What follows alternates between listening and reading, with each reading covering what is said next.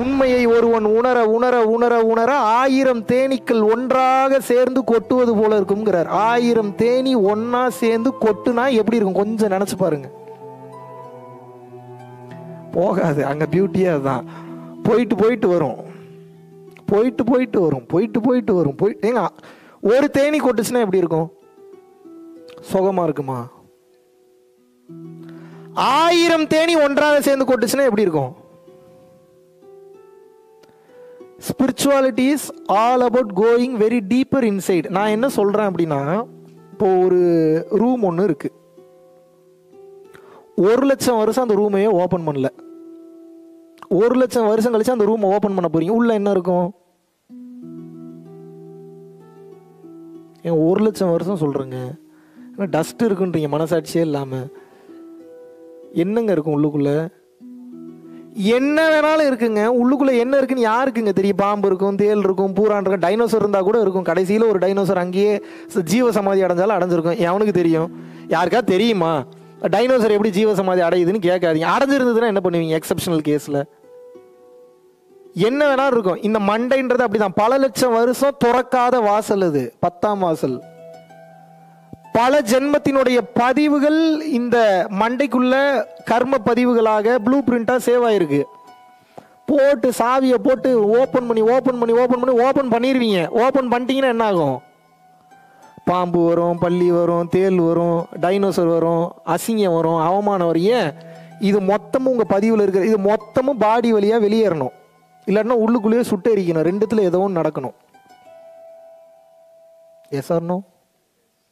எவன் சொன்னா ஆன்மீகம் அழகானதுன்னு?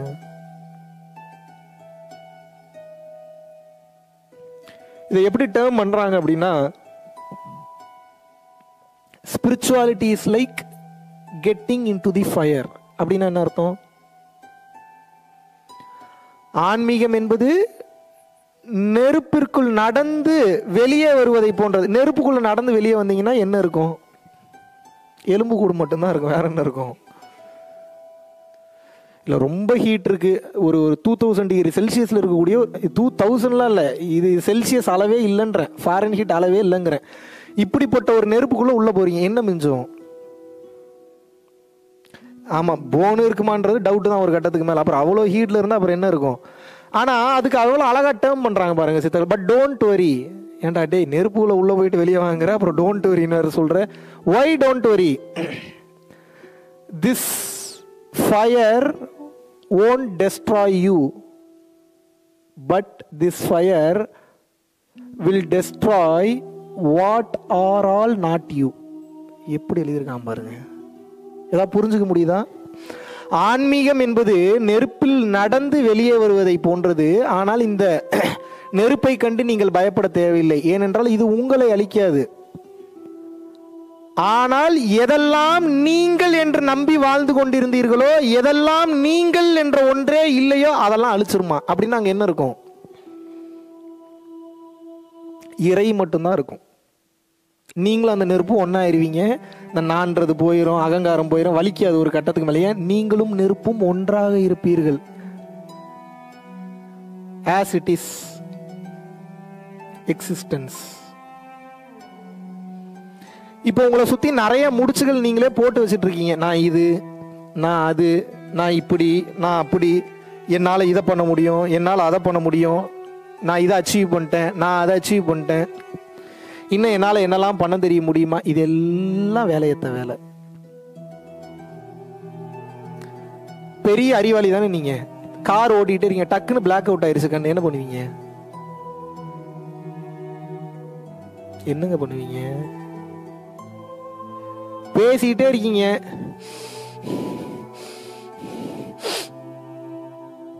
என்ன பண்ணுவீங்க? கண்ணு அப்படியே மேலே ஏறி அப்படியே விழுந்துட வேண்டியதான். அப்படித்தானே? அப்துல் கலாம் பேசும்போது பாத்தீங்களா? வீடியோலையாவது பாத்தீங்களாங்க? அப்துல் கலாம் யாருங்க?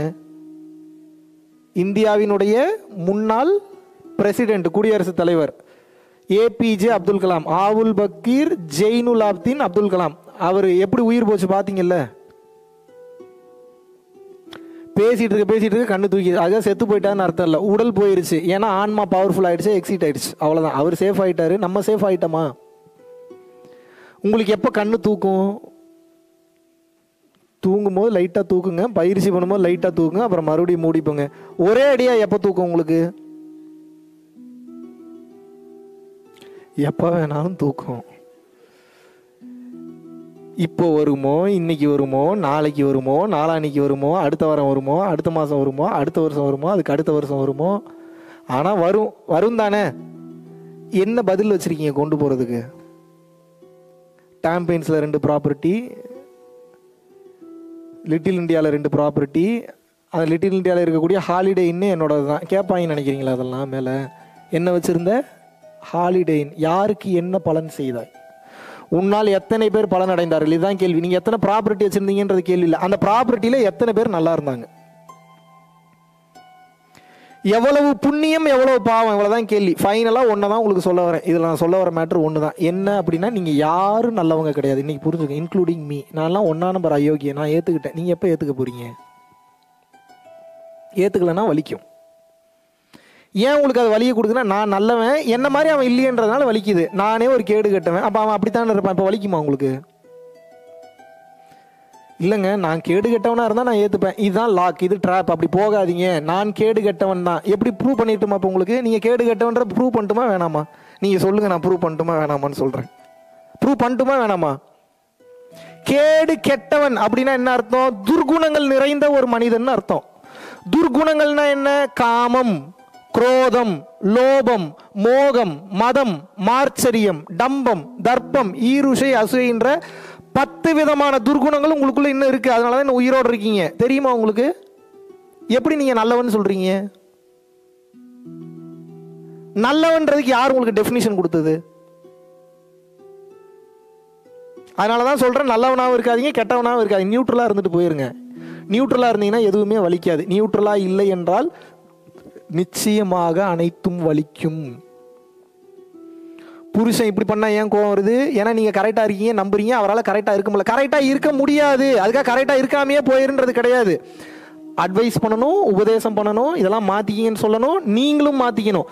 இப்படி ஈக்குவல் எஃபோர்ட் இருக்கும்போது என்ன ஆகும் அப்படின்னா, ஈக்குவலா எல்லாமே மேனேஜ் ஆயிடும். நீ உங்க புருஷனவோ பொண்டாட்டியோ ஹீரோ அல்லது ஹீரோயின் மாதிரி பாக்குறீங்க. இது எங்க கொண்டு போய் நிறுத்துன்னு இப்ப சொல்றேன் கேளுங்க. அவங்களால அதை மாத்திக்க முடியாது. லைஃபே ட்ரையல் அண்ட் எரர் தான். Yes or no? ட்ரையல் பண்றீங்க, எரர் வரும், எரரை சரி பண்ணுவீங்க, மறுபடியும் ட்ரையல் பண்ணுவீங்க, மறுபடியும் எரர் வராதா? வருமா வராதா? அதுல வராது, வேற எதுலையாவது வரும். அப்படித்தானே? மறுபடியும் அதை கிளியர் பண்ணுவீங்க, மறுபடியும் ட்ரையல் பண்ணுவீங்க, அப்புறம் எங்க எரர் வரும்? அதுல வராது, வேற எதுல. முட்டா பையனுக்கு தான் ஒரே இடத்துல எரர் வந்துகிட்டே இருக்கு. கிறுக்கு பையன், பைத்தியாரனுக்கு தான் ஒரே இடத்துல எரர் வரும். ஏன்? அவன் சரியா அந்த இடத்துல லெசனை லேர்ன் பண்ணி அதை சரி பண்ணலன்னு அர்த்தம். அப்ப என்னன்னா, ட்ரையல் பண்ணி எரர் பண்ணி ட்ரையல் பண்ணி எரர் பண்ணி ட்ரையல் பண்ணி எரர் பண்ணி சாகிற வரைக்கும் இந்த ட்ரையல் அண்ட் எரர் இருக்கும். நீங்க உங்க புருஷனோ பொண்டாட்டியோ போய் என்ன சொல்றீங்க? ஏன் மாறவே மாட்டீங்கன்றீங்க. எப்படிங்க மாறுவாங்க? உடனே எப்படிங்க மாறுவாங்க? It will take more time. In fact அவங்களுக்கு நீங்க லிபரேஷன் ஃப்ரீடம் கொடுத்தீங்கன்னா சீக்கிரம் மாறுவாங்க. இருக்க பிடிச்சீங்கன்னா எப்படி சீக்கிரமா மாறுவாங்க? மாறுவாங்களா? நீ மாத்தி காட்டுங்க, மிரட்டி அதட்டி ஒருத்தனை மாத்தி காட்டுங்க, நான் எப்படி மாறுறான்னு பாக்குறேன்.